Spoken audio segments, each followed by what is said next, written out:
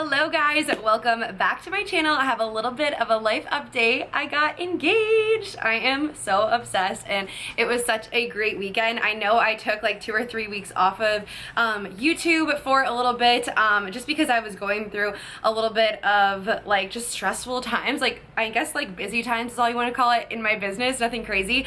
And then this happened and there's just been so much going on, so I apologize for the lack of videos, but I promise I will try and be as consistent as I can going forward. I'm actually filming outside. I had this egg chair, I don't know if I showed you guys, at my boutique, but I actually ended up bringing it home and out on my porch in the back because it was too big for content back there, and so I've been shooting in my backyard and it's been wonderful. So I am shooting outside. If you hear airplanes, it's because there's an airport right by our house, so I'm going to try and cut any of that out. But today I'm going to talk to you about 5 things I would do differently if I were to open a boutique today. So some of this has to do with the time that we're in right now, and also some of this has to do with just the learning process and things that I would do differently along the way. The first thing I would do differently today is not be afraid to start off small. There are a few things that I kind of mean by this, but the first thing is the fact that I would start off with a really small amount of inventory, keep the expenses and the inventory really low, make money on what you have, and then grow from there. Take that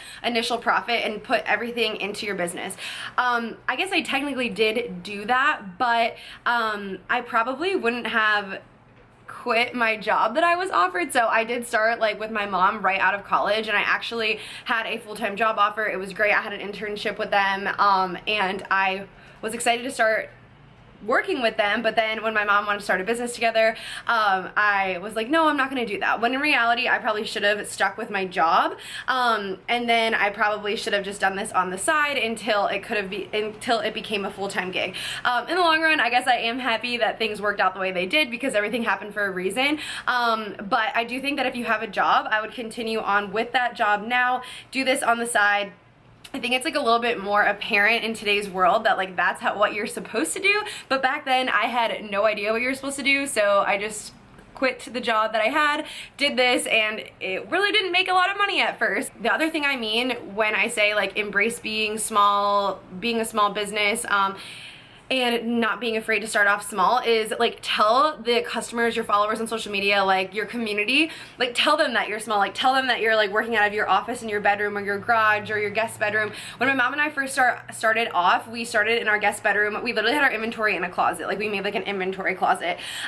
So we started off there, and I remember when I would post on social media and stuff, I'd be like, our team's getting your order ready, even though it was literally just my mom and I guess we were a team, but I was like, our team's getting your order ready. And I just said like in our office and stuff like that. So none of it was really like a lie, but I did try to make it seem like we were a bigger company than we actually were, only because I wanted to seem more legit. I think now the times are a little bit different. People have seen like small businesses grow, blow up on TikTok and grow from there, and so I do think people are more into seeing the authentic behind the scenes of your small business and are more likely to want to support your small business. You still do need to build trust, so you know, still like ask your friends and family to post reviews and stuff like that as well, and ask customers to post photos, but you don't need to act like you're a big corporation. My second thing that I would do differently is create a lot of hype before the launch and have an email list going before the launch. I will say I did do this, but I would set a bigger goal for myself. I think especially with social media these days, you can build so much hype about your launch, and you can show sneak peeks of what you are going to be selling on your launch date. I honestly would not do my launch day until I had 100 people on my customer email list, or maybe you want to do a text list instead, or I would recommend honestly doing both, but set like a pretty like high goal for yourself for just starting off. And the way I would get people on there is friends and family, and then also the way that I would grow my customer base to start off with, which brings me into the third thing I would do differently today, is start on TikTok. Start creating TikToks before you even launch your website. The more hype there is around your launch day, the more likely you are to sell out of products and just start on like a really good foot and have that confidence in yourself.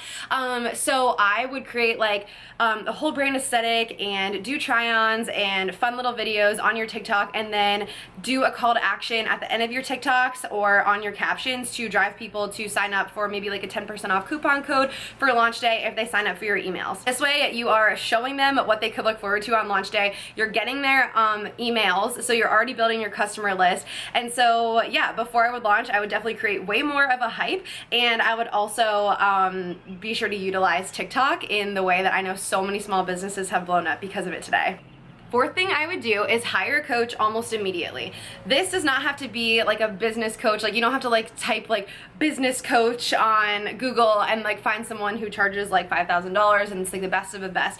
This is somebody who maybe is just a little bit more ahead than you in their business, and maybe it's a boutique owner that you really look up to and you're wanting to just get their advice and ask what the next steps are. I will say be careful, and I don't think some people will agree with me on this one, just because a lot of boutique owners that you talk to right now would be like, if you were a customer of theirs and you reached out to them saying like, hey, like I want to start my own boutique, like will you help me?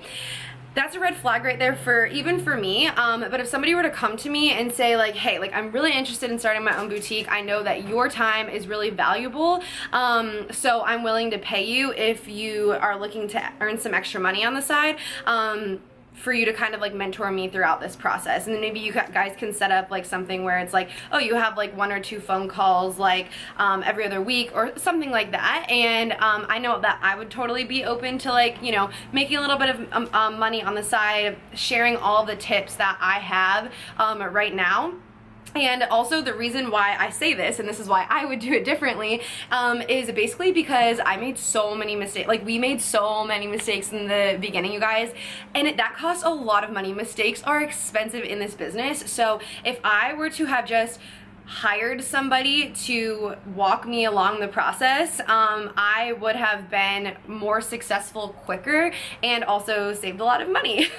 And the fifth thing I would do differently is not be so hard on myself. Okay, so let me paint you a little picture. My mom and I first started, we did not have other jobs. Like I said, we just fully went into doing this. For the first like day or two, we had great sales, yes, but then for a week or so after that, I don't even know if we made a sale. And that is so totally normal. And look at where we are now, but like back then I wish I would have just like embraced those days, like done fun things with my mom instead of like just like stressing out so much. Because I will say it's not like I was stressing out to the point where I was like, I'm gonna put in all this hard work. I was just like complaining about it, and I was so hard on myself. I was like, this is never gonna work, yada yada yada. So always have a positive mindset and be sure to just not be so hard on yourself in the beginning. Just embrace the journey. It is all ups and downs, you guys. Today's video is short and sweet, but I really want to share those tips with you guys. So if you liked them, be sure to give this video a thumbs up and don't forget to subscribe. I'll see you guys in my next video, which will be next week.